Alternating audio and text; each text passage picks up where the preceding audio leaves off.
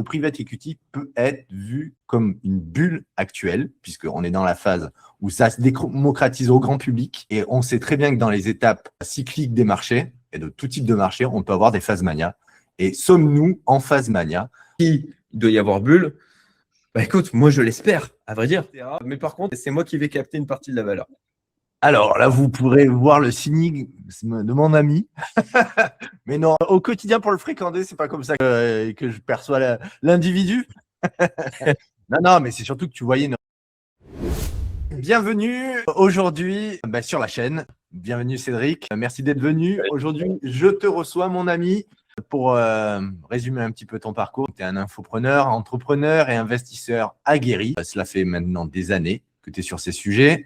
Tu as réussi et excellé dans l'investissement en crypto-monnaie. Et maintenant, tu cibles un autre type d'investissement plus particulier et moins connu du grand public, bien que, on va en débattre, le private equity. Tu as plusieurs entreprises, notamment, je ne vais pas toutes les citer, mais Youmento, par laquelle je fais partie, qui est un groupe privé d'investisseurs et d'entrepreneurs à qui tu animes le réseau et tu mets en relation, et aussi, plus particulièrement maintenant, une autre entreprise que je connais par toi, qui est Investor X, sur lequel tu facilites l'investissement dans le private equity pour les particuliers.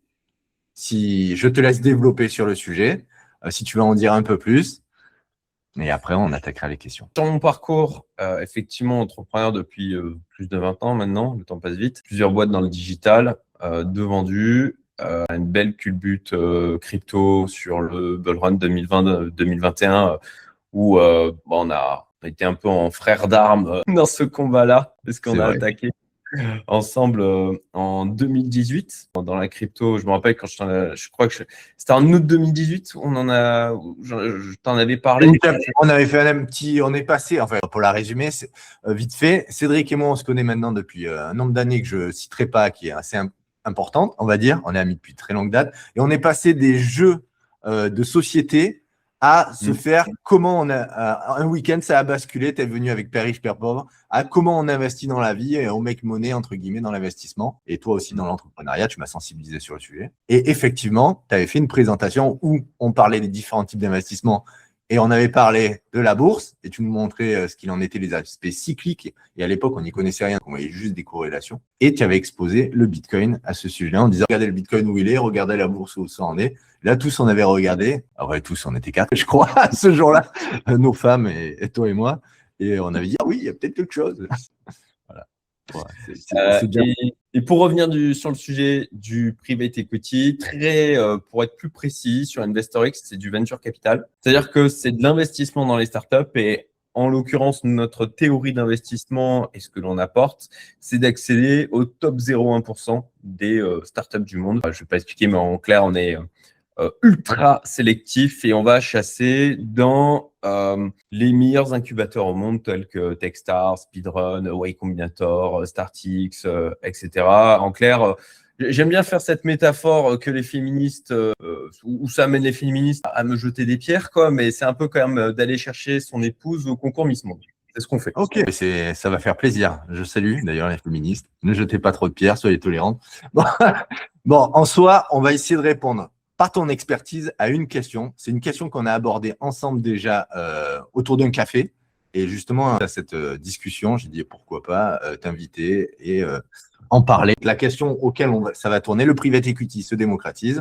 Tu fais partie des experts dans le domaine maintenant. Alors, on va tourner autour de est-ce que le private equity peut être vu comme une bulle actuelle, puisqu'on est dans la phase où ça se démocratise au grand public. Et on sait très bien que dans les étapes cycliques des marchés, et de tout type de marché, on peut avoir des phases mania.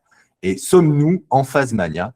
On va pas directement répondre à cette question parce qu'il faut poser le contexte. Tous les investisseurs qui regardent cette chaîne ne connaissent pas forcément le private equity. Et donc, pour quelqu'un qui ne connaît rien, par quoi commencerais-tu pour lui expliquer simplement ce que c'est le private equity?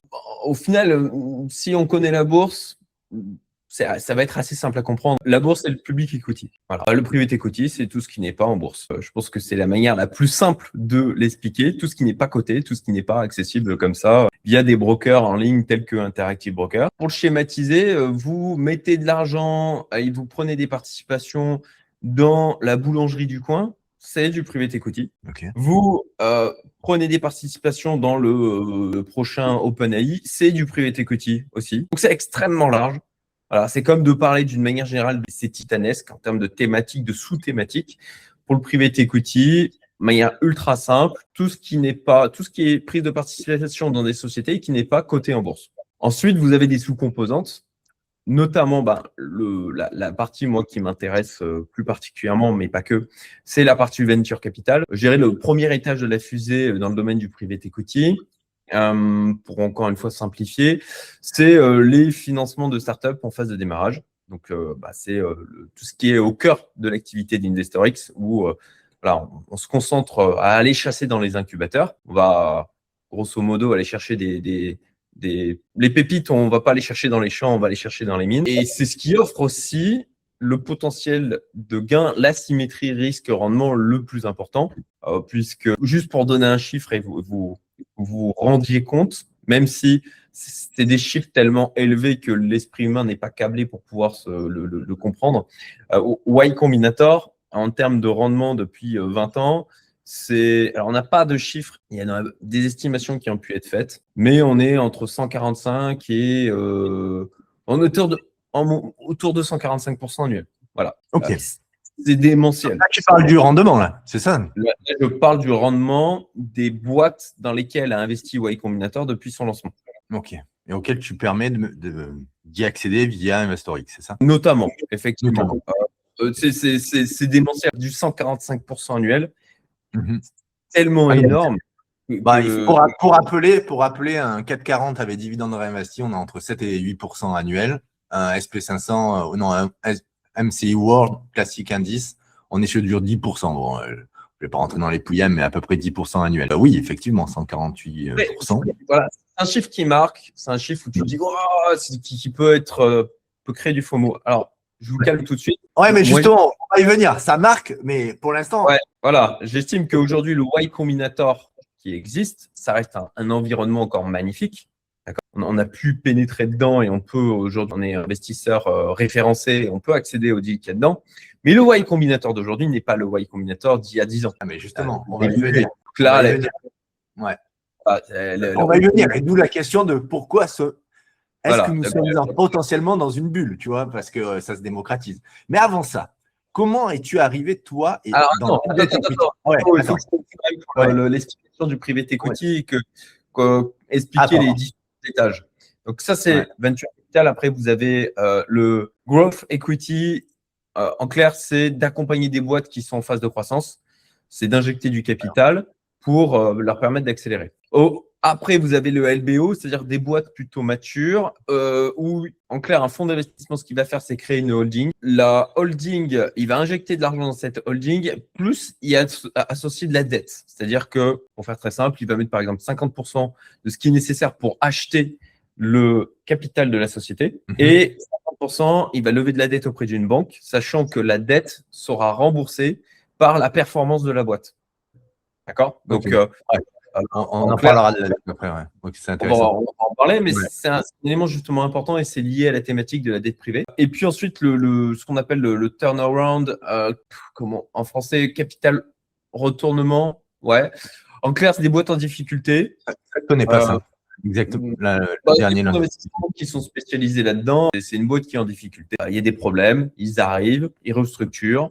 Alors en France, on les voit comme les méchants capitalistes qui vont virer des gens. C'est pas bien, mais ça permet de sauver des emplois. Chaque fois qu'on voit ça, on vire des gens, mais ça permet quand même de conserver certains emplois. En général, ça sert à ça, les plans de restructuration. Voilà, de ne pas perdre la valeur qui a été créée. C'est surtout ça le plus important. Éviter de jeter le bébé avec l'eau du bain, quoi. Et on fait des coupes, on restructure avec pour objectif de nouveau retrouver une activité qui est saine. Et une fois qu'on a une activité qui est saine, de vendre la boîte pour générer une plus-value, tout simplement. Ouais. Donc, mais pour en revenir en fait au private equity et à ton parcours, toi, comment tu es arrivé là-dedans? Alors moi, j'ai une petite idée, mais pour une personne qui te découvre, comment tu es arrivé là-dedans? Et après, il y aura le comment et après, bien sûr, viendra le pourquoi. Alors, moi, j'ai commencé à investir dans des startups, c'était il y a Le temps passe vite. Je crois il y a Angel, il y a des années, ouais. 7 ans et demi, ça va faire 7 ans et demi, un truc comme ça, quasiment 8 ans. Pourquoi j'ai commencé à m'intéresser à cette classe d'actifs? Parce que j'étais fatigué en tant qu'entrepreneur, parce que je me disais, OK, j'ai eu cette prise de conscience il y a de ça une dizaine d'années sur le fait que il fallait quand même vraiment que je me mette à investir pour créer de la résilience d'un point de vue personnel et en termes de sources de revenus, ne pas me dégager de la prison que je m'étais créée en termes d'entreprise et justement de l'avoir comme seule source de revenus mes entreprises de l'époque, et en particulier une. Je trouvais assez séduisant l'idée d'injecter du capital sur des business, faire travailler d'autres entrepreneurs à ma place pour me générer de la valeur pour moi.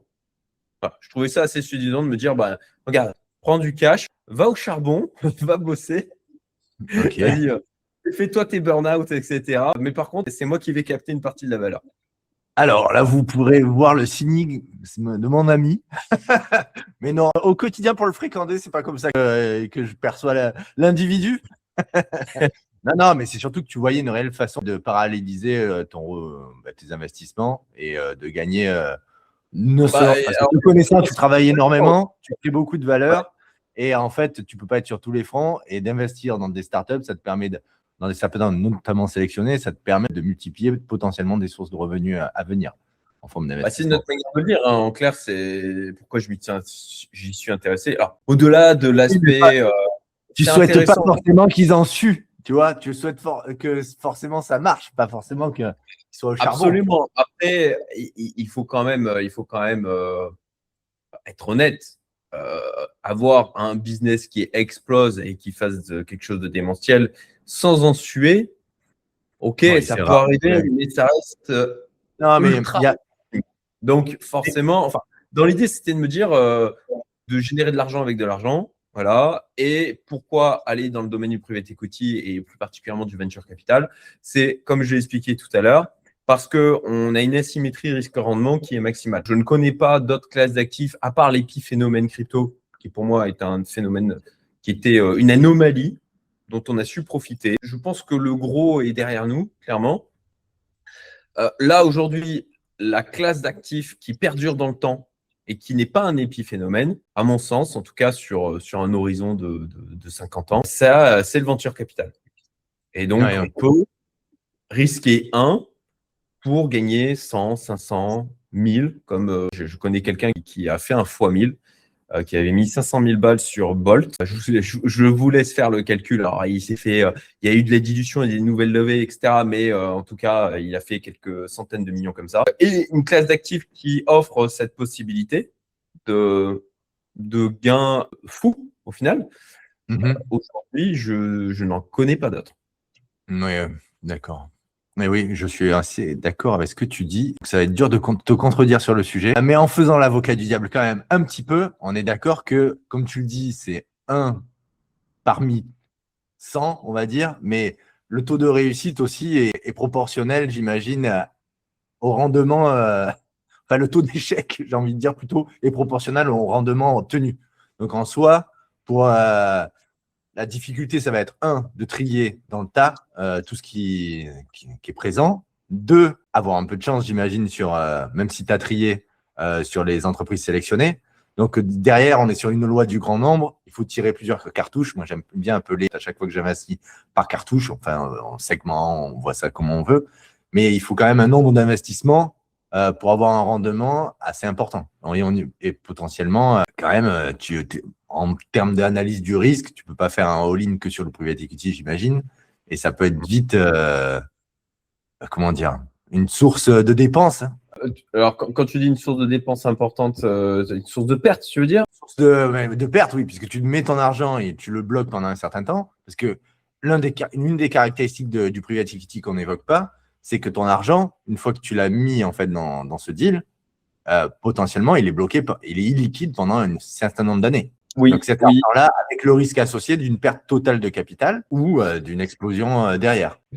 Toi, comment il y a plusieurs points importants dans ce que tu viens d'évoquer et qui sont importants justement de revenir dessus. Alors, en termes de pédagogie, c'est essentiel de comprendre que L'investissement en venture capital, on n'y va pas la fleur au fusil. Et malheureusement, dans l'écosystème français, il y a beaucoup de business angels qui se disent business angels parce que ça fait bien en société, mais qu'aucune stratégie réelle, qui vont investir le gamin qui sort de HEC et qui lance sa startup.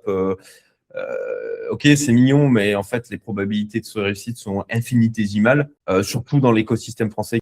Enfin, moi, ma théorie d'investissement, c'est d'aller aux States. C'est là-bas qu'il y a l'argent, c'est là-bas qu'il y a les plus beaux exits, c'est là-bas qu'il y a des choses qui se passent. Et en France, malheureusement, voilà, il y a des belles choses qui se font, mais c'est des boîtes qui vont aux États-Unis après. Moi, je mets des tickets sur des boîtes qui vont aux États-Unis après. Pour revenir au début de mes propos, y aller la fleur au fusil en se disant je vais investir à droite, à gauche parce que Tata Michel m'a parlé de machin qui lance sa startup. Ça, c'est aller à l'échec. Voilà. Clairement, c'est pas un jeu de loto, c'est un jeu, comme tu l'as dit, mathématique. Pour pouvoir, le domaine du venture capital génère du rendement dans son ensemble. Pour avoir une chance et maximiser ses chances d'avoir une startup qui va nous faire 80, 90, 95% du rendement de l'ensemble de son portefeuille, encore faut-il avoir un portefeuille startup. Là-dessus, l'approche, c'est d'avoir au minimum 20, 25, 30 startups en portefeuille dans lesquelles on a mis des tickets qui soient approximativement les mêmes pour maximiser sa probabilité d'avoir une, voire deux, là-dedans, qui nous fassent des dingueries, génèrent des performances, comme je l'ai dit juste avant, vont générer la rentabilité à 90-95% de l'ensemble du portefeuille qu'on aura déployé. C'est de chercher une pépite. Voilà. Pour ça, il faut multiplier les tickets. C'est la loi des grands nombres, c'est que je multiplie les occurrences pour pouvoir me rapprocher de la moyenne du secteur. La loi de puissance, c'est le fait que là-dedans, on va en avoir une, si tout va bien, parce qu'on peut en avoir zéro aussi. Ça, on n'a pas de certitude là-dessus. Non, mais c'est important, ouais. C'est important, justement. Voilà, comme je pense aux investisseurs de Revolut, où Revolut a généré de multiples multimillionnaires avec des gens qui avaient mis des tout petits tickets, 2000, 5000, tu vois. Mais c'est déjà accessible aux particuliers? Oui, à l'époque, tu avais Revolut qui avait fait. Il y avait la possibilité d'investir via une plateforme de crowdfunding, le nom, je ne me rappelle plus. Et tu as Voilà, les gens qui avaient investi sur cette plateforme sont devenus millionnaires, multimillionnaires. Bien, d'accord. Oui, bon, non, mais c'était juste pour rappeler un peu la loi du grand nombre et la méthode que tu appliques, parce qu'en fait, il n'y a pas de forêt sans, j'ai envie de dire, sans arbre. Et en gros, derrière, tu es obligé d'aligner plusieurs tickets pour rentrer sur le private equity, pour espérer qu'il y en ait une qui explose tout et qui masque potentiellement, dans le positif, c'est ce qu'on souhaite, d'effacer toutes les pertes sur les autres. Mais c'est important de savoir que voilà, moi, c'est quelque chose que tu m'as appris, tu vois, et sur ce sujet, et que j'appliquais directement, moi, sur d'autres types d'investissements que je faisais naturellement. Mais dans le private equity, et je suis rentré que sur 2 tickets à ce jour, je tiens à préciser. Et je me suis dit, au début, j'étais un peu en mode, celle-ci, c'est la pépite. Et c'est sûr qu'elle va exploser. Mais en fait, tu te rends vite compte que pas forcément.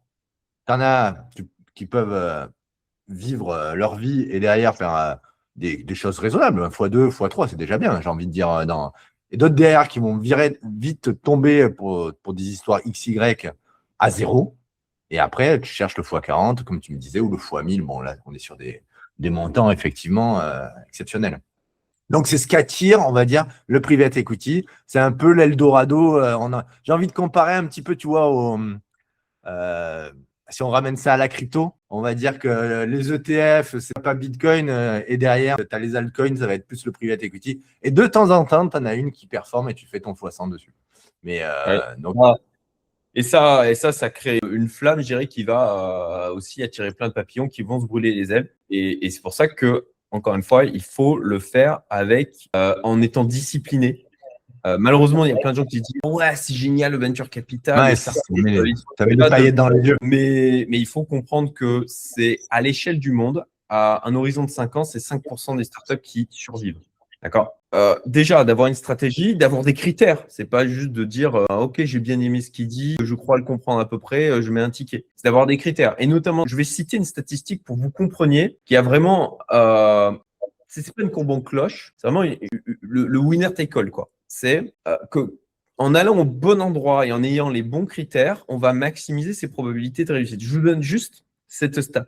OK, globalement dans le monde, les startups qui survivent à 5 ans, c'est 5%. Dans StartX, un des incubateurs dans lesquels chasse, je vais y arriver, le taux de survie à 10 ans, pas à 5 ans, à 10 ans est de 92 à 93%. D'accord. Oui, tu augmentes déjà parce que tu chasses déjà dans un terrain qui a déjà fait une présélection. Exactement. Et là, je vous donne un exemple. Enfin, le taux de survie est juste démentiel, quoi. C'est 92-93% des boîtes qui survivent à 10 ans versus 5% à 5 ans. C'est pour ça qu'il y a vraiment, comme pour dans les cryptos, comme de partout au final, comme en bourse, vous allez avoir une toute petite partie des startups, des acteurs de cet univers qui vont faire le gros de la performance. Et d'y aller comme ça dans la foire aux fusils en disant je vais dans le venture capital d'une manière générale, vous avez toutes les probabilités d'aller sur les dossiers qui sont les plus dégueulasses, ont toutes les chances d'aller à zéro et d'y aller assez rapidement. Voilà. J'en viens à la question un petit peu phare là, de la vidéo, vu que là, on a vu qu'avant c'était réservé quand même à des institutionnels, qu'actuellement ça se démocratise. Forcément, avec cet aspect de ça met des paillettes quand tu fais un x100, x1000, x40, ça met des paillettes dans les yeux, on est d'accord? Donc beaucoup se projettent, et moi je le vois au travers de coaching où on me dit, bon, des personnes qui ont des revenus modestes m'ont dit j'ai quand même mis 20% de mon patrimoine en private equity. Bah, moi, quand on a une épargne modeste et qu'on a déjà mis 20% de tout son patrimoine en private equity, moi, c'est alerte rouge, c'est warning. Alors, je ne donne pas de conseils en investissement et Cédric non plus. Cependant, on a quand même fait nos armes dans tout ce qui est investissement maintenant. Mais c'est le genre de choses où, moi, en général, j'essaye de sensibiliser attention, le risque associé. Et notamment, alors ça, tu le sais, je le cache pas, et je le dis souvent au travers de mes échanges, j'ai quand même une aversion par rapport à la captivité de mon capital. Moi, je vois ça un petit peu comme lorsque j'investis, notamment pour les 2 tickets dans le private equity, j'espère faire un retour sur investissement, sinon je ne le ferai pas. Mais derrière, pour moi, il est condamné. Je l'ai retiré quasiment de ma bande passante patrimoniale parce que je me dis, ça peut être perdu à tout moment et si ça marche, tant mieux. Mais en gros, j'ai tellement cloisonné, on va dire, cette partie, on va dire, patrimoniale dans le private equity que je peux m'asseoir dessus. Voilà, c'est assez sur ça. Mais là, on parle, tu vois, on est déjà dans un raisonnement particulier. Moi, je suis monsieur tout le monde. Bon, j'investis peut-être un peu plus que certains. Et derrière, quand je discutais avec toi, donc on disait, on connaît les cycles de bulles, on sait qu'il y a la phase cachée, celle qui se fait en avant, que personne ne parle. Là, c'est les premiers qui rentrent. Après, tu as la phase institutionnelle, tu commences à avoir les institutionnels qui proposent des produits. Et là, je ne vais pas citer de nom, mais il existe des fonds à partir de 100K où on peut directement aller sur le private equity, mais ça reste très institutionnalisé et encadré, AMF, compliant, ainsi de suite. Donc ça, et là, on arrive quand même, et on le voit au travers de structures, notamment la tienne, qui ciblent, et je ne citerai pas les concurrents, mais il y en a d'autres, et qui ciblent en fait des particuliers qui ont eux-mêmes des produits qui peuvent être intéressants d'ailleurs. Et moi, ça m'a tout de suite fait penser, je l'avais évoqué avec toi, à la phase mania. Alors, dans la phase mania, on peut être au tout début de la phase mania, comme au bout de la phase mania. Donc, c'est-à-dire avant c'est un nouveau paradigme, il faut y aller à tout prix. Et là, sur cet aspect-là, tu le vois comment, toi? Parce que on est dans la phase publique, et je rappelle, je le lis, je le graphique, je l'afficherai peut-être dans le montage, sûrement dans le montage. On a la phase enthousiasme, attention des médias, enthousiasme, cupidité, illusion, nouveau paradigme. Ça, c'est le découpage de la phase mania, sachant que le attention des médias, enthousiasme est au tout début. Alors, il faut savoir que dans les cryptos, c'est très rapide, ça peut exploser en quelques mois, mais sur d'autres domaines comme la bourse, tradi, ça met des années, et potentiellement, là, on pourrait être dans une phase mania au terme de l'IA, on ne sait pas où on en est, en haut, en bas, si ça va péter ou pas. Mais le private equity vient de poser la question, le private equity, comme on rentre dans la phase publique, est-ce que nous sommes dans une phase mania? Est-ce que le private equity déjà peut être en bulle? Ok. On va aborder ce point-là, mais je pense qu'après, ça sera peut-être intéressant de savoir pourquoi les gens s'intéressent au private equity. Pourquoi justement ça attire. Bon, c'est pour dire là-dessus, le rendement. Voilà. Ouais, mais ça, c'est ce que tu as évoqué avec le x1000. Pour moi, je ne l'ai pas réévoqué parce que ça paraît tellement. Mais voilà, la performance. Là, on parlait du venture capital plus particulièrement, mais après le private equity, c'est pour ça que c'était important d'évoquer les différentes tranches du private equity. C'est pas que ça. C'est d'une manière générale, il y a des tas de fonds private equity avec des stratégies différentes où ils vont, par exemple, acheter de multiples sociétés dans le même secteur, faire de la consolidation de manière à créer de la valeur plus grande pour ensuite les vendre à un concurrent. Enfin voilà, il y a des tas de choses à faire dans le private equity. Si je prends juste un chiffre, voilà, entre 90 et 2010, le rendement moyen du private equity, c'est du 14,4%, là où le S&P 500 a fait 8,1%. Donc, ça fait un différentiel. On peut se dire, oh, entre 8 et 14, ouais, c'est vrai, c'est quasiment du x2, mais en termes d'intérêt composé, ça fait une différence qui est juste démentielle. Alors là, comme ça, justement, c'est les intérêts composés et l'esprit humain n'est pas câblé pour se rendre compte à quel point c'est exponentiel. Mais ça fait une différence sur 30 ans en termes d'enrichissement. On peut être de l'ordre d'un x10 d'un côté à un x50 de l'autre. Voilà. Je n'ai pas fait le calcul dans ma tête. Oui, non, mais ça serait intérêt composé. Il faut prendre un simulateur, voir 14, 8%, et les gens s'en rendent vite compte, en fait. Donc, ce qui attire, voilà, c'est le rendement. Ensuite, sur l'aspect bulle, on va. Je ne pense pas. Concrètement, pour répondre directement, je ne pense pas qu'on soit en bulle. Alors, pourquoi? Première chose, en termes de pourcentage de la population qui a investi dans le domaine du private equity. En France, on est entre 0,2 et 0,5% de la population. Ça reste, tu vois, nous, on est dans le domaine de l'investissement, on y baigne en permanence, on s'y intéresse, on a côtoie des gens qui y sont, forcément on en entend parler. Et on a un effet de résonance fort. Donc, tu vois, c'est un peu comme si on était, tu vois, je pense The Sketch, tu vois, ici à Maurice, là, où on peut parfois prendre le petit déj, c'est quand il y a du monde, ça résonne beaucoup, quoi, ça fait beaucoup de bruit. Ben là, pour moi, ça fait la même impression dans le domaine du private equity, c'est qu'on est dans un environnement où ça résonne à mort et qu'on a l'impression d'entendre parler sans arrêt. Mais c'est 0,2 à 0,5% de la population. C'est microscopique. Ça reste monsieur tout le monde, mais monsieur tout le monde initié à l'investissement. C'est ça que tu es en train de dire, en fait. Même dans le domaine de l'investissement, même parmi les gens qui investissent, ça serait intéressant d'avoir la stat là-dessus. Tu sais quoi, je vais demander... ouais, on va pas le faire en live, quoi, mais ce serait intéressant de demander à une IA de faire des recherches sur le sujet, de voir s'il y a des statistiques là-dessus. Mais en tout cas, ça reste tout petit. Et aux États-Unis, où on le sait, on a toujours un effet de rattrapage entre la France, l'Europe versus les États-Unis, sont beaucoup plus avancés dans ce domaine-là. Et c'est la raison pour laquelle moi je vais investir là-bas. C'est parce que là-bas qu'il y a de la liquidité, c'est parce que c'est là-bas qu'il y a l'environnement le plus propice. Ce domaine du private equity, ben, c'est 1,5 à 2% de la population. Même là-bas, c'est tout petit. Ça reste microscopique. Donc, OK, une bulle, bah, si on est au début d'une formation de bulle, je pense qu'on est vraiment au début, quoi. Oui, donc c'est vraiment le début de la phase mania, c'est-à-dire au pied, au lancement, en fait, de la phase finale, quoi.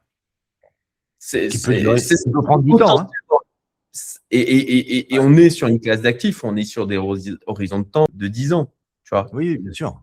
Donc, ça n'a rien à voir avec la crypto, ça n'a pas du tout les mêmes temps aussi que ce que l'on peut avoir en bourse. C'est pas du tout la même classe d'actifs. Si il doit y avoir bulle, bah écoute, moi je l'espère, à vrai dire. Parce qu'en y étant positionné depuis plusieurs années et en continuant de m'exposer aujourd'hui, j'estime que si bulle y a, j'en profiterai allègrement dans les années qui vont venir, quoi. Oui. Je ne pense pas. Ensuite, comme toujours, dans un marché d'une manière générale qui est en hausse, ce n'est pas une ligne droite. Voilà, ça pousse, on a une phase de correction, ça pousse, phase de correction, on le voit bien. Je veux dire, c'est un classique en termes de bourse. Pour ceux qui nous écoutent, ils s'intéressent un peu au trading ou à la bourse, on le voit bien. Donc, qu'il y ait des phases de correction dans le domaine du private equity, oui, il y en aura, il y en a eu. Là, encore, sur la partie, par exemple, post-Covid, dans certains domaines comme les biotech, etc. Donc, c'est pas linéaire. Mais pour moi, on n'est vraiment pas en bulle. Et je pense même, je fais le parallèle entre la démocratisation de l'accès à la bourse et la démocratisation de l'accès au private equity. La bourse, dans les années 80, C'était des gens, c'était des initiés qui allaient en bourse. Et c'était pas, on n'avait pas une interface en ligne où on pouvait se connecter. Pop, je passe mes heures. Non, il fallait passer des coups de fil, il fallait un broker, il fallait développer un relationnel avec. On n'avait pas du trading view pour pouvoir suivre les graphes. Il fallait prendre l'order book, regarder ce qui se passait. C'était beaucoup plus artisanal. Il y avait énormément de friction pour accéder à cet univers et il n'y avait pas de contenu comme il y en a aujourd'hui pour le comprendre, pour se former dessus. C'était vraiment un univers d'initié. Et ça s'est clairement démocratisé. Avec la démocratisation et l'accessibilité, eh bien, il y a eu des afflux de capitaux. Et ce qui s'est passé, c'est que à la bourse, on connaît les performances que ça a eu depuis maintenant des dizaines d'années, notamment les ETF, le S&P 500 qui attirent et qui sont notamment aussi en croissance parce que ça présente une simplicité, parce que les gens aiment le narratif de « Ah, tu mets ton argent, c'est bon, depuis X temps, ça performe de 8% par an, ne te prends pas la tête, tu fais ton décès dessus. » Les gens aiment la simplicité. Et la simplicité… surtout la simplicité, des fois, c'est ce qui performe le mieux aussi. Effectivement. Après, la question, c'est quand est-ce que tu arrives à un assèchement du capital et au pic de la démocratisation de l'accessibilité où tu n'as plus assez, au final, de réserves de cash pour alimenter la hausse. Voilà, et on vient justement au private equity. Donc, à quel moment, si tu commences… Alors là, on a fait tout le contexte bulle. Mais il y a le contexte d'être privé derrière. C'est-à-dire, tu expliquais que quand même, il y a une étape où il y a un besoin d'un refinancement, où on va chercher de la dette dans les sociétés pour forcément aller chercher de la croissance et potentiellement t'emprunter sur les marchés. Actuellement, on sait qu'on a un potentiel problématique autour de la dette privée, surtout sur les taux d'intérêt, parce qu'en ce moment, avec la crise potentielle sur le pétrole et les matières premières qui augmentent, on pourrait avoir un choc inflationniste. Bon, c'est toujours des hypothèses. Mais si on allait dans ce sens-là, ça veut dire augmentation des taux. Qui dit augmentation des taux dit que certaines boîtes vont avoir du mal à lever de la dette parce que les banques vont vouloir se couvrir et demander être beaucoup plus drastiques dans leur choix. Et ça, combiné en fait au private equity, effectivement, est-ce que derrière, le particulier va pas justement, ou le particulier ou l'institutionnel, assécher l'afflux d'argent et faire que tu aies une correction ou un crash dans le domaine? Alors, la liaison avec la dette privée est assez… c'est pas un sujet simple. C'est pas un sujet simple et en termes de variables, elles sont multiples. Est-ce qu'il peut y avoir un effet de contamination entre l'impact sur… Imaginons, on a une crise monumentale sur la dette privée. Est-ce que ça ne peut pas avoir un effet de contamination sur le private equity? Si, absolument, parce que ça aura aussi un effet de contamination sur la bourse, sur l'immobilier. En fait, ça peut très bien entraîner une crise telle qu'on l'a connue en 2008. Et là, à ce moment-là, tous les secteurs seront touchés. Après, sur le private equity, il y a quand même factuellement un effet de résilience lors des périodes de crise. Ah oui, ok. Là, tu me l'apprends. Tu as une volatilité et une rapidité de récupération plus rapide que ce que l'on peut avoir sur la bourse, par exemple. Beaucoup plus rapide? D'accord. Écoute, attends, je vais partager mon écran. Je vais afficher des éléments. Je vais ouvrir ce lien-là, Moonfair, voilà, partager mon écran. Donc là, ça parle du crash des .com. OK? Ouais. Le millésime 2001 en private equity, c'est le plus beau depuis 97. Ok. Pourquoi? Parce que ce qui se passe, c'est Internet.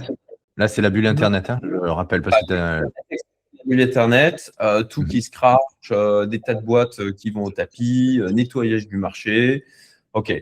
Mais en 2001, le millésime private equity, là, basé sur les 7 dernières années derrière, en termes de taux de rendement, on est sur un 2,11x. En moyenne, dans le secteur du private equity, c'est la moyenne. Et on voit que ça a été un pic. Pourquoi? Parce que le private equity, de par la manière dont il est designé, présente des éléments de résilience. La différence qu'il y a avec le public equity, donc la bourse, c'est que tu as le capital justement qui est liquide. Tu as un alignement en termes de fonds d'investissement entre les gestionnaires du fonds, la volonté des entrepreneurs de faire en sorte que leur boîte, elle fonctionne. Tu vois, il y a un alignement entre les deux. Est-ce que les fonds d'investissement, ils ne se contentent pas de mettre du fric dans une boîte et juste ils attendent comme on peut le faire en bourse. En bourse, c'est ça, tu vois, tu n'as pas un rôle actif dans la boîte. Tu vas mettre un ticket sur une action. Tu peux, mais c'est rare que tu ailles voter à l'Assemblée générale, quoi, en général. Globalement, ce n'est pas le cas. Les fonds d'investissement, eux, ils ont des équipes qui sont là pour accompagner les boîtes, pour les aider à se réorganiser. Et typiquement, lors de la crise aussi Covid, c'est exactement ce qui s'est passé. Les fonds d'investissement, d'ailleurs, je ne sais pas si j'ai les chiffres. Attends, 2021, hop. Voilà. Bon, là, ça montre l'afflux de capitaux dans le domaine du private equity, mais ce n'était pas ça que je voulais montrer. Et d'ailleurs, c'est vrai que tu pourras me donner les liens, on les mettra en dessous dans la description. Je pense que c'est intéressant de le partager. Voilà, c'est les afflux de capitaux en 2021. Alors, moi, typiquement, en 2021, j'ai levé les bras sur le domaine du private equity, j'ai arrêté d'investir. Parce que justement, on avait un afflux de capitaux et les valorisations devenaient délirantes. Ce qui fait que d'ailleurs, on a aujourd'hui, sur le millésime… Mais le parallèle avec l'IA aujourd'hui, c'est pas le même pour toi? Absolument. On a un afflux de capitaux, des valorisations qui sont délirantes. Et aujourd'hui, le millésime 2021, là où au bout de 4 ans, normalement, il y a eu 30% de ventes dans ce qui a été investi. Là, on est seulement à 19%. Pourquoi? Parce que les investissements en 2021 ont été réalisés sur des multiples de valorisation qui étaient très élevés, trop élevés à mon sens. Ouais, et donc là, aujourd'hui, ils peinent à avoir un retour sur investissement et à arriver à vendre plus cher ou même au même niveau que la valorisation de 2021. Donc, l'afflux de capitaux vient gonfler les valos, ce qui fait que quand tu vends à ce moment-là, tu es content, tu vois. Oui. Mais quand tu investis à ce moment-là, c'est plus difficile d'avoir un retour sur investissement derrière, quoi. Très bien. Mais justement, il me vient une question un petit peu surprise là, si tu me permets. C'est-à-dire que est-ce que le particulier ne sert pas justement de liquidité pour la vente? Ah, mais c'est tout à fait possible, absolument. C'est pour ça qu'il faut faire absolument, il faut faire très attention. Typiquement, tu vois, j'avais créé un l'exit liquidity, on en entend beaucoup parler. Tu vois, tu arrives, en fait, tu crois faire une affaire, mais en fait, tu sers juste de liquidité pour payer les équipes, pour récupérer du capital et ainsi de suite, en fait. Là-dessus, j'ai fait un article là-dessus, j'essaye de le trouver, mais tu as des fonds de continuation. Les fonds de continuation, il faut vraiment faire gaffe à ça parce qu'en clair, c'est que tu as des gestionnaires de fonds qui se disent ok, là, cette boîte, j'arrive pas à la vendre, c'est que je vais l'incorporer dans le nouveau fonds. Tu vois. Donc, ça crée de la liquidité pour ceux qui sont dans le fonds actuel, donc ils sont contents, ils prennent leur plus-value. Et les nouveaux entrants servent la liquidité des entrants passés. Et donc, ça permet de passer la boîte d'un fonds à un autre, de pas dire en fait non, on n'arrive pas à la vendre, on décroît en fait la valeur de celle-ci. C'est une forme de maquillage des chiffres. Et clairement là-dessus, c'est quelque chose auquel il faut faire gaffe. C'est une pratique. Et il y a des fonds, alors j'arrive pas à retrouver. C'est à un moment que j'avais écrit cet article sur mon site. Je pourrais te le passer. Tu le retrouveras et on le mettra en lien. Je ne sais pas si je peux mettre une petite puce pour cliquer directement sur… Les fonds de continuation, voilà, dans le private equity, innovation et financière ou Ponzi. Clairement, tu as une dérive là-dessus où ça peut être, c'est plus que tentant. C'est des choses qui se font. Où une boîte, elle devrait valoir 50, on lui dit elle vaut 100. Et tu sais quoi? Toi, investisseur, ok, on va la vendre 100. Au prochain fonds que l'on contrôle nous aussi, aux investisseurs qui sont dedans. Du coup, le fonds qui a vendu la boîte en question, sur le papier, il fait une belle performance. Ça facilite la levée du prochain fonds en disant regardez, on a fait une super perf, c'est magnifique. Faites-nous confiance, investissez votre argent. Le nouveau fonds qui, lui, a racheté la boîte précédente à une valeur de 100 alors qu'elle en vaut 50, c'est une sorte de rouler la dette en quelque sorte, quoi. Ouais, mais tu roules la dette jusqu'à ce que tu peux te retrouver dans une pyramide qui s'effondre, un peu type surprime, du coup, derrière. Absolument. Tout à fait. Donc, jusqu'à un moment où tu auras des coquilles qui ne valent pas grand-chose, les gens voudront récupérer leur argent. Après, tu vois, c'est là que je me méfie, c'est que c'est illiquide. C'est très difficilement, c'est difficile de se rendre compte comment tu récupères ton argent d'un fonds comme ça. C'est toute la complexité, c'est qu'eux, ils ont un engagement de redistribution. D'accord? Et c'est pour ça que les fonds de continuation sont nés, c'est qu'eux, ils sont obligés de redistribuer. À la boîte, c'est pas le moment de vendre. On l'incorpore dans un fonds de continuation parce qu'il y a encore de l'upside à aller chercher. Elle peut générer plus. Et des boîtes qui sont en difficulté où les fonds d'investissement le savent, même si au niveau chiffre, ça ne le montre pas encore. Et ils en profitent pour garder leur performance, le bébé au prochain fonds, en se disant, tant que ça tourne, voilà, puis on verra bien quand on aura un problème, quoi. C'est une sorte effectivement de Ponzi. Ouais, ok. Ouais, non, c'est vraiment clairement. Tu as des dérives. Ouais, non, mais comme dans tout marché, j'ai envie de dire. Alors là, tu vois, ça me surprendrait que tu me dises non, c'est bon, le private equity, c'est safe, allez-y, les yeux fermés. Non, mais ça me surprend pas. Ça me surprend pas. C'est la dérive.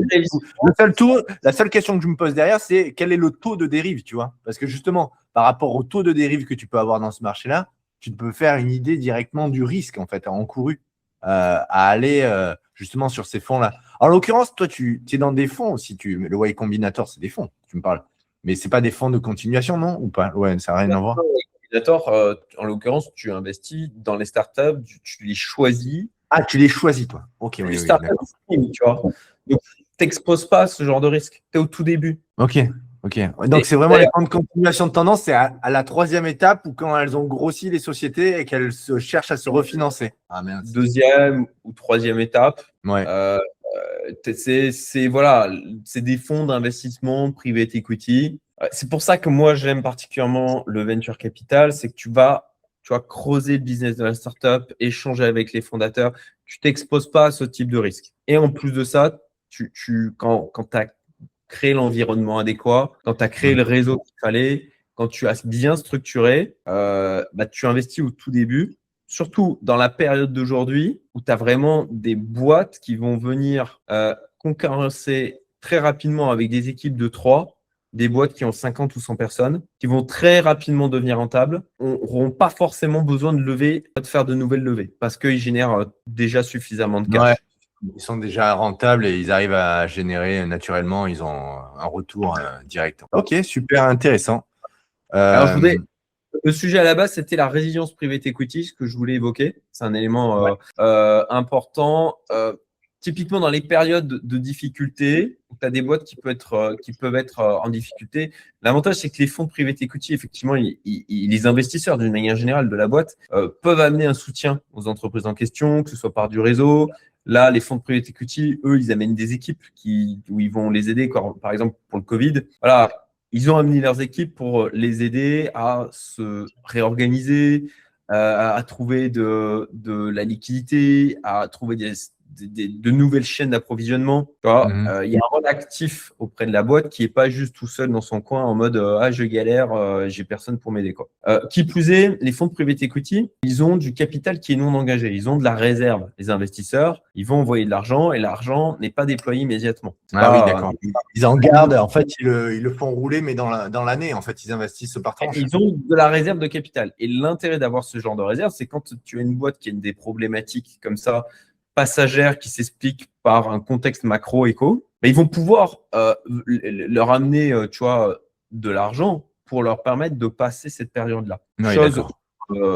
En bourse, en fait, les investisseurs, ils n'ont juste rien à foutre. Ils vont vendre leur stock. Ils disent oh là là, ça pue, je vends le macro. Mais du coup, c'est pas mal en fait que l'argent soit immobilisé parce que ça préserve en quelque sorte l'exit sauvage, rapide qu'on peut voir en fait sur les marchés, où tout le monde vend en même temps et ça te fait vraiment des dumps impressionnants.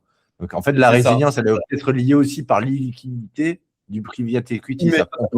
On pourrait le penser en quelque sorte. Totalement, mais totalement. Donc, comme ça peut être le cas dans l'immobilier, par exemple. Ouais, un peu comme dans l'immobilier, ouais. Mais en fait, donc ça va être plus en live, le raisonnement que je le fais en live. Donc, du coup, le risque, moi, à contrario, le risque sera plus supporté par la dette. Donc, moi, je le vois plus comme ça. Donc, plus comme de l'immobilier, justement. Ou si tu as du mal à emprunter, pour certaines typologies de private equity, ça peut avoir un effet complexe. Deux choses. Là, aujourd'hui, le problème qu'il y a sur la dette privée, c'est que tu as des fonds qui ont promis de la liquidité sur des actifs qui sont illiquides. C'est le principal problème. Quand tu dis, tu promets de la liquidité, tu vois, typiquement, je parle d'un fonds d'investissement. Quand tu dis tu promets, c'est un engagement. C'est pas juste des paroles, c'est un engagement de liquidité, de verser annuellement une certaine somme ou mensuellement, ainsi de suite. Et ça, c'est une erreur assez courante que font les investisseurs. C'est OK, moi j'ai ça dans le contrat, alors c'est tranquille. Non, il faut creuser, il faut aller voir qu'est-ce qu'il y a derrière. Si on te promet une liquidité à 3 mois, mais que derrière, les sous-jacents, c'est de la liquidité à un an, tu comprends bien qu'il y a un problème. Je pense à un fonds dans lequel j'ai investi récemment. Il faut vraiment que tu foutes un disclaimer au début de la vidéo, tu vois. Je l'ai vu ton message, je le mettrai au tout début. Je mettrai pas un truc particulier que je lirai. Voilà, je vais pas le citer du coup, le fonds. Mais c'est un fonds dans lequel on a investi dans mes groupes privés. OK, on a une liquidité à 3 mois fin de trimestre. Moi, une des premières choses que j'ai regardées, c'est OK, c'est quoi les sous-jacents? Eux-mêmes, ils prêtent de l'argent, c'est en Asie du Sud-Est. Ils sont sur de la dette qui a des horizons de temps de 3 mois. 3 mois fin de trimestre, c'est par exemple, je demande à sortir en février. En fait, je sortirai fin juin. Ouais. Eux, ils sont sur un horizon de 3 mois. Donc, on a un horizon de liquidité, nous, pour sortir, qui est supérieur à l'horizon de liquidité qu'ils ont, eux, sur les actifs sur lesquels ils se positionnent. C'est pas l'inverse. C'est pas, OK, je te promets une liquidité à 3 mois, sauf que en fait, moi, je suis bloqué à 1 an. Donc, je ne peux servir qu'une partie des investisseurs qui vont me demander de la liquidité. Et j'espère, je prie, pour que il n'y en ait pas trop qui demandent. Et là, c'est un effet entonnoir, sinon. Alors, il y a cet effet d'illiquidité où en fait on te promet une liquidité qui n'est pas réelle, plus des sous-jacents qui perdent en valorisation. Typiquement, l'un des problèmes qu'il y a aujourd'hui, c'est que tu as dans la dette privée beaucoup de dettes privées sur des boîtes liées au SaaS. Il y a eu le SaaS Apocalypse où globalement les boîtes SaaS ont été dévalorisées parce qu'il y a l'IA qui arrive aujourd'hui et qui remet en question le modèle économique de ces boîtes-là. Le postulat du prêt auprès de ces boîtes, c'est de se dire, en fait, elles génèrent tant chaque année, voilà leur marge, donc elles ont les moyens de rembourser. Sauf que si ces revenus et cette marge diminuent d'un seul coup, ça pose un problème parce qu'en fait, ils n'ont plus les moyens de rembourser. C'est comme si la banque te prête, elle dit, OK, tu gagnes 2000 par mois, OK, je te prête 500, tu as les moyens de rembourser, puis du jour au lendemain, tu ne gagnes plus rien, il y a un problème. Oui, bien sûr. Ouais. Là, tu parles des logiciels, de tous les logiciels, de tout ce qui est passé, qui a dégringolé ces derniers temps. C'est ça. Les logiciels SaaS qui sont écroulés. C'est ce qui vient créer de la tension, notamment. C'est ce qui est fascinant dans une économie, un environnement complexe, c'est que quand tu viens taper d'un côté, en fait, ça peut provoquer un effet à l'extrémité inverse, où tu dis, je n'avais pas pensé que en fait, ça créerait un effet domino jusqu'ici, quoi. C'est la difficulté, c'est de faire les relations en fait entre différents corps d'investissement qui peuvent être directs ou indirects, mais souvent indirects d'ailleurs, que tu ne vois pas venir. Donc, voilà, il y a la problématique de liquidité fantôme et la problématique de capacité à rembourser. Là, pour revenir au domaine du private equity, c'est pour ça qu'il faut faire attention de ce dans quoi on investit, des niveaux de levier qui sont associés, etc. Moi, alors oui, ça peut poser des problèmes, par exemple, en termes de refinancement, quand tu as des boîtes qui ont contractualisé de la dette en 2020-2021, où tu avais tout un intérêt qui était très bas, où elles se prennent un mur de la dette aujourd'hui, où elles doivent se refinancer et où les taux sont beaucoup plus élevés et où ça pose un problème par rapport à leur marge qu'elles génèrent pour pouvoir assumer cette dette, ça peut être un problème. Après, pour le private equity, ou typiquement, par exemple, sur les fonds de LBO que j'évoquais tout à l'heure, où en clair, tu vas investir dans une boîte où c'est la boîte qui va elle-même rembourser la dette. Oui. Si effectivement le bilan de la boîte se dégrade, ça peut être un problème pour rembourser la dette. Mais de toute manière, ça va venir aussi impacter la valorisation de la boîte et donc la valorisation de tes actifs que tu as investis dans le fonds d'investissement. D'accord ? Par contre, là où il y a quand même de la résilience, c'est que tu vas pouvoir bien souvent restructurer la dette. Tu vas potentiellement dire, OK, on va augmenter la durée. Ça va permettre de diminuer les mensualités. Ça va permettre de l'adapter au revenu, au nouvel environnement dans lequel est la boîte. Et pour ma part, la raison pour laquelle j'aime le private equity, j'aime les startups, c'est que j'estime qu'aujourd'hui, on en a déjà plusieurs fois parlé ensemble, j'estime qu'aujourd'hui, on est dans un environnement extrêmement chaotique et incertain. On a d'ailleurs des indicateurs là-dessus. On est sur un niveau d'incertitude très élevé à tout niveau. Mais il y a un certain président qui œuvre aussi beaucoup dans ce sens-là.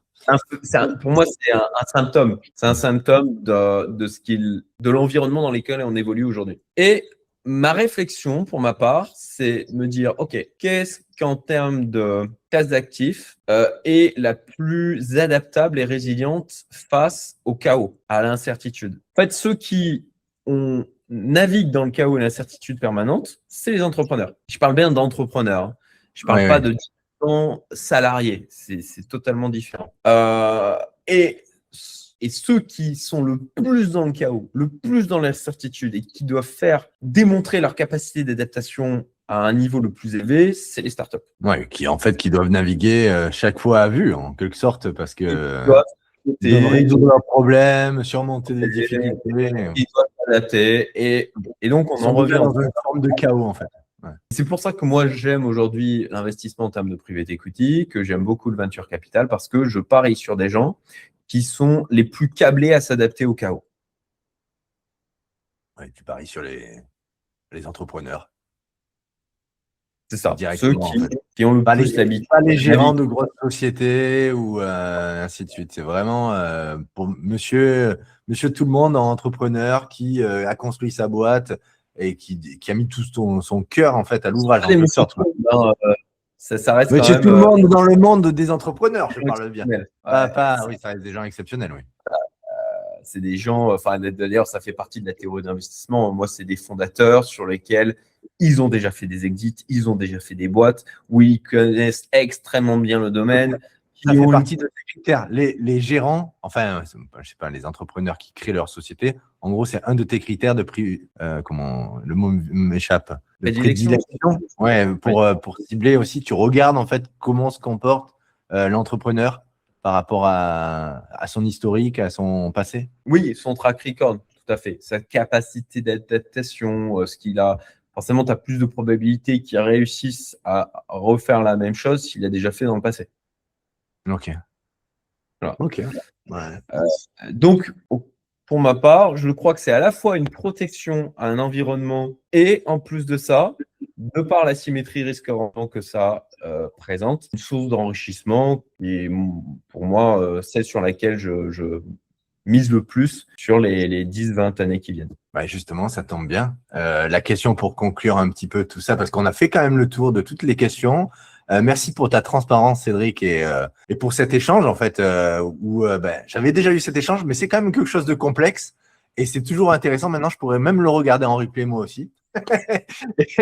En soi, pour la conclusion, mais bon, on a déjà une petite, je pense, une petite intuition sur le sujet. Ta vision du secteur 10 ans après, là, aujourd'hui. Alors, est-ce que tu me permets juste, j'ai retrouvé les graphiques qui montraient le recovery sur la bulle.com du private equity versus S&P 500. Voilà, juste encore une fois, on mettra les liens en description, allez les voir.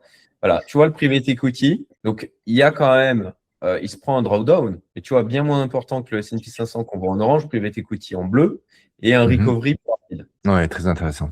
Voilà, 2007-2010, pareil. Il y a quand même une corrélation, donc ça, bon, on va prendre en compte. Il n'y a rien de magique, clairement. Ouais. Non, mais ça aurait pu être décorrélé. Hein. Tu vois, moi, je ne m'attendais pas à ce qu'il y ait une corrélation directe comme ça par rapport au marché perso. Et puis, voilà, au niveau performance, on est clairement au-dessus. Enfin, moi, je vise le top quartile. Et les performances, encore une fois, peuvent être extrêmement importantes. Bon, voilà, on mettra le lien, allez le voir. Il est plutôt bien fait, cet article. Ça permet de prendre du recul sur le sujet et de savoir dans quoi on s'engage aussi. Mais du coup, pour la conclusion, ça va être difficile parce qu'il me vient une autre question. Et, comme c'est corrélé, et tu viens de le montrer, si tu as une bulle de l'IA qui s'effondre, du coup, le private equity va en pâtir également. Donc ça, on l'avait déjà dit, mais il y a une corrélation directe. Il y a une partie du private equity qui va en pâtir, une partie, à nouveau.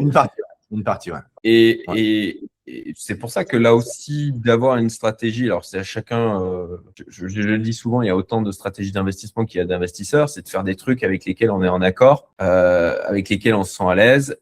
Donc là-dessus, on peut faire le choix d'un venture capital de diversifier aussi, d'aller sur de la biotech, d'aller sur de la santé pure, d'aller sur de la legal tech, d'aller sur de la deep tech. Enfin, il y a des tas de secteurs. Et dans les périodes de crise, tu as toujours, par contre, des boîtes qui vont émerger et qui vont être en capacité de s'adapter et de profiter de la crise. Oui, mais bon, autant faut-il avoir un certain nombre de tickets de sélection tirés en amont, quoi. Okay. Et pour revenir sur les 10 ans, ouais.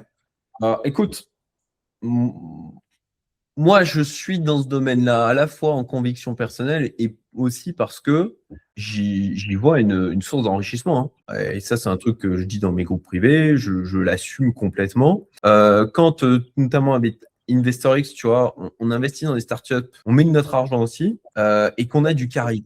Donc, le carry, concrètement, c'est qu'on prend un pourcentage de la plus-value. C'est un moyen de faire un effet de levier pour s'enrichir davantage, tout en apportant de la valeur et de donner accès à des deals qui sont totalement inaccessibles pour le commun des mortels, et de démultiplier, de surfer davantage sur cette vague de l'investissement. Et aujourd'hui, en France, en fait, je pense qu'il y a dans le domaine entrepreneurial autour de la thématique investissement, il y a beaucoup d'argent à faire parce que en France, tu as beaucoup de gens qui ont de l'épargne, qui savent pas quoi en foutre. On voit bien le narratif, la retraite, c'est magique, répartition, etc. Vous inquiétez pas, ça tient plus la route. Je crois que j'avais vu ce chiffre, je l'avais reposté sur LinkedIn, c'était monumental. Je vais peut-être dire une connerie, mais de mémoire, je sais pas, 60% ou même 80% non, des Français. T'as pas besoin de dire de chiffres. Les Français n'investissent pas encore à la hauteur de leur épargne. Non, c'est pas ça. C'est que tu as genre 80%, je crois, des Français qui savaient que la retraite, ça allait dans le mur et qui étaient dans une sorte de résignation, mais sans pour autant prendre des actions pour tu vois, préparer leur retraite. Ouais, mais encore faut-il connaître, tu vois, et avoir du temps pour monter en compétence, tu vois. Et quand tu es salarié pour être passé par là et que tu es pris dans le train de la vie courante, la rat race, en gros, pour la faire courte, t'as pas le temps de t'extraire. Ou...